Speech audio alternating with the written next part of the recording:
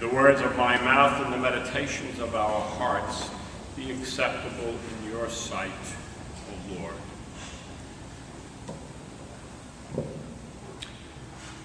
"502 years ago, on October 31st, 1517, Martin Luther went up to the church doors, and there he posted what has become known as the 95 Theses. These are 95 statements, questions about indulgences. And he posted them for the university community to talk about. Never in his wildest imagination could he have imagined what was being given birth to on that particular day. Never would he have thought that he was beginning a reformation and a revolution that would last until this very day. He was a monk, a simple monk. He wasn't out to cause trouble. He was just there to get his people in the community, in the university community, to think. And yet, God was able to take this man and make something out of this very small act. Martin Luther originally began to study law. His father wanted him to become a lawyer. Luther was also very interested in becoming close to God. But even as he tried to do that, he found that he was unable to. He understood God to be a judge, a stern judge, someone who would condemn him on the spot. And try as he might, he was unable to develop that closeness that he wanted. And so he decided, much to his father's dismay, to leave the law and go into the monastery. There he felt he would have the time to pray, the time to draw close to God, the time to be with other men who were seeking a similar thing. But as it turned out, he found that he was no better off in the monastery than he was in law school. He still could not draw close to God the way he wanted to. And he would go to his confessor, and he would lie prostrate on the ground for hour after hour after hour, confessing his sins. He would confess his sin, and then he would look into every nook and corner of that sin and confess that. And then he would go back into every nook and corner of every nook and corner to confess. And it was driving his confessor crazy. No one had ever done this before. But Luther wanted to find peace. Well, his superior said to Luther, "I want you to become a teacher." And a position opened up in Wittenberg. Wittenberg had started a university, and they needed another teacher, and so Martin Luther headed off to the town of Wittenberg. And there, as he was preparing his lectures on Psalms and on the book of Romans, he began to realize something very important, something that the church had forgotten already for centuries. And that was that we as human beings could not climb up to God. We could never be as good as God would want us to be. We were always living in this state of sin, of rebellion.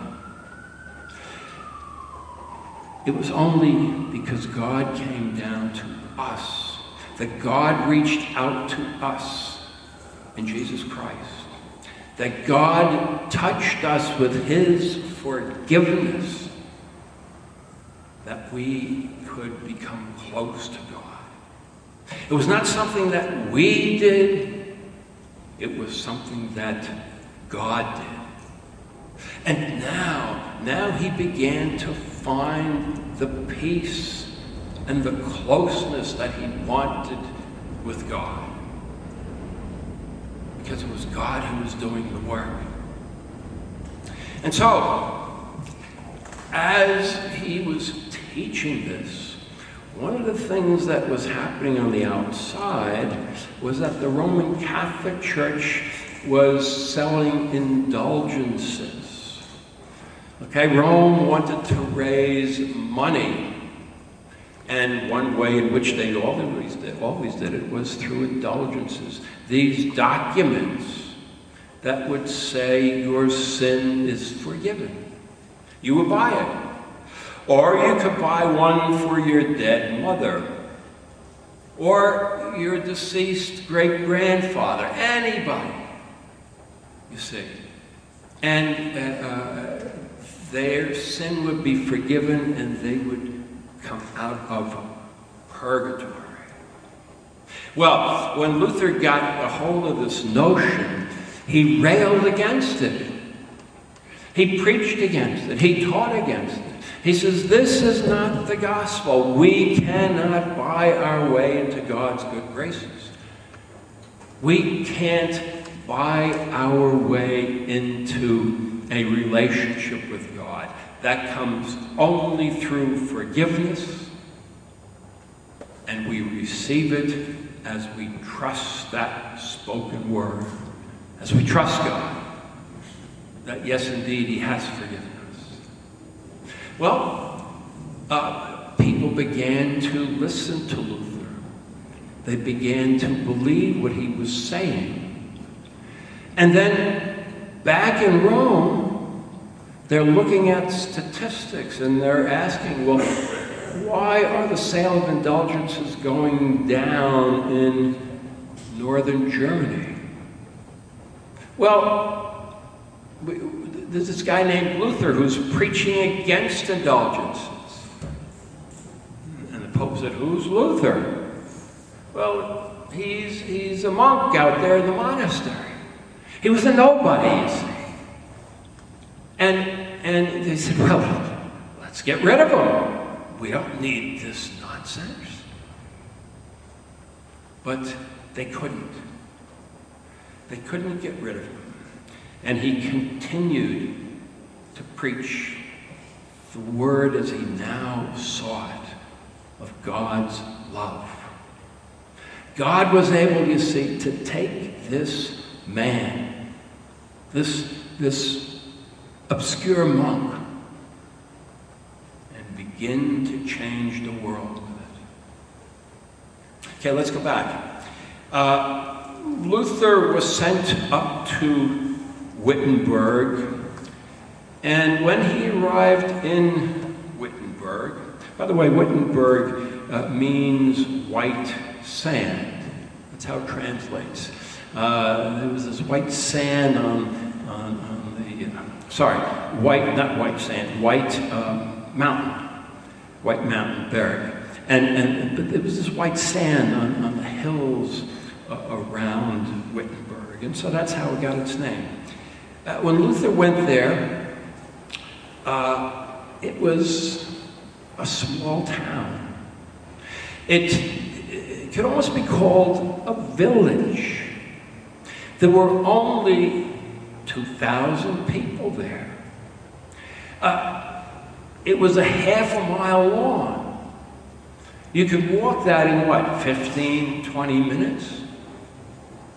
Didn't take long, and you're not even hurrying then. It was at the edge of civilization, because beyond it were where the barbarians lived.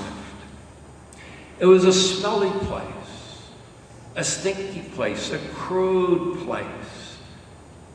People weren't terribly nice to one another. Now you compare this to some of the larger cities that were growing, like Prague.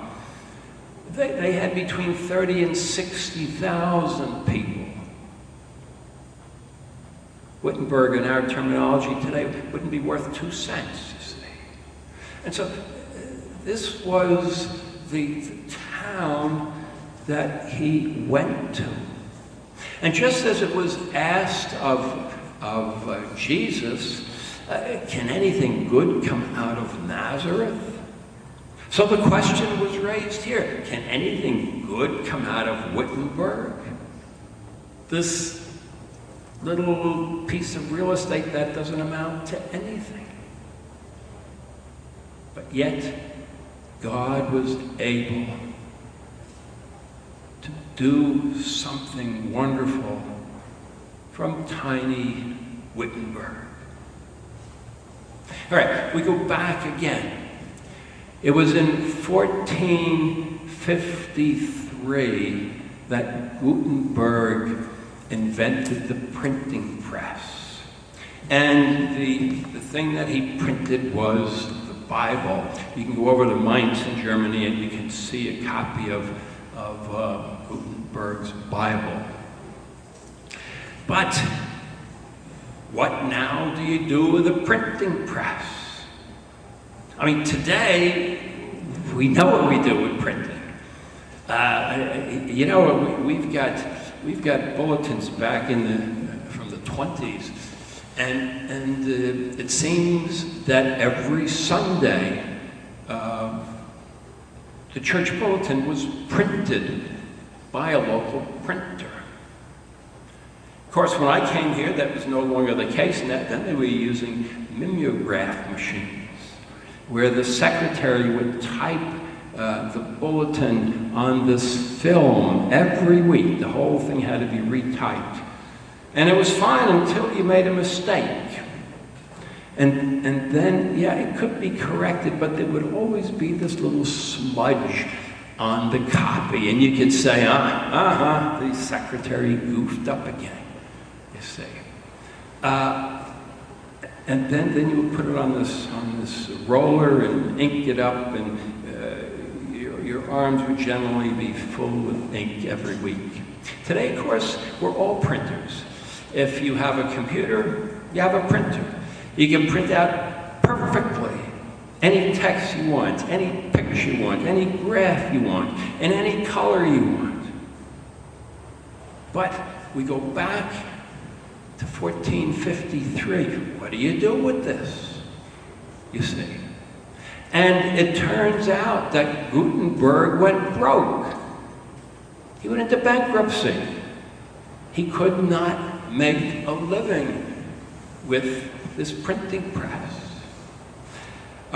It did eventually take hold. There were probably about 6 or 8 printers in all of Europe during the late 1400s. And basically they printed stuff that the church needed printed, such as indulgences. It also turns out that little Wittenberg at the university had a printer. So Martin Luther posts these 95 theses, and Rome is responding. And there is this interchange going on, and somebody gets a hold of these theses and prints them up. And they're translated to German, perhaps other languages, and they're disseminated. And all of a sudden, you see, there becomes a need for printers. Luther was becoming not just famous, but infamous, notorious. And it got to the point that everything he said, every sermon he preached, everything he wrote needed to be printed. And so in little Wittenberg, more printers came, and they were kept busy. And Luther began to see the advantage of the printer. And, you know, he wrote specifically for the printer. He could write things that were fairly small, a couple of pages, that could be printed off that people could read quickly. So he could communicate. You know, it's like the Twitter today. Somebody can communicate quickly with a lot of people on Twitter. Well, this was the Twitter of the day. And he became an expert in this. And it was through the use of printers that this word went out. By 1543, 30 years later, Wittenberg was a changed place. Back in 1513, there were 384 dwellings. They were all wooden. Now, Wittenberg was overcrowded. And there were all kinds of people with all kinds of talents there, masons and so on and so forth, coming in. Houses were now built of stone. There were, by 1543, 6 printers in Wittenberg alone. It became, this little town now became the center of printing. And 1 in 3 books, or what have you, that they printed was written by Luther. 20% more were written by his followers. In 1543, 91 different volumes were being printed each year, as opposed to 10 back 30 years back. It was a changed place, all because God had worked through this man, Luther. If you went into the church there in 1513, you would have seen a number of side altars and chapels along the side of the church. There would have been priests there saying Mass. Nobody else would have been there. It was just the priest himself, mumbling the Mass as quickly as he could. But they had to, it was required that they couldn't do it faster than 12 minutes. They had to take that long. But they would say Mass for somebody who paid for it. Somebody who wanted to have a good crop. So Mass was said for that. Or a Mass might be said for a cow who's going to give birth. Or a rich person might have left a lot of money, and Mass would be said perhaps every day for him after he died. Priest after priest would be doing this. They would be saying prayers for various people. It was a money-making business. This, by 1543 now, was all gone. And you had something that would be more recognizable to us, an altar up front, a lectern and a pulpit. Now the church was meant for prayer, the reading of the Word, Holy Communion. They would sing. They never sang before. Luther wrote hymns, and we sang the first hymn we sang, A Mighty Fortress. It's a hymn by Luther. He wrote hymns for his people to sing because he wanted to get that word out to them in any way possible. And the center of everything now is preaching. Telling the good news, telling the gospel. Because by hearing God's word of forgiveness, the people could receive it. They could believe it. And in believing it, they were forgiven. This is Luther's legacy to us. This is God working through Luther so that today that gospel message should be as clear as anything. And for this we give thanks. Amen.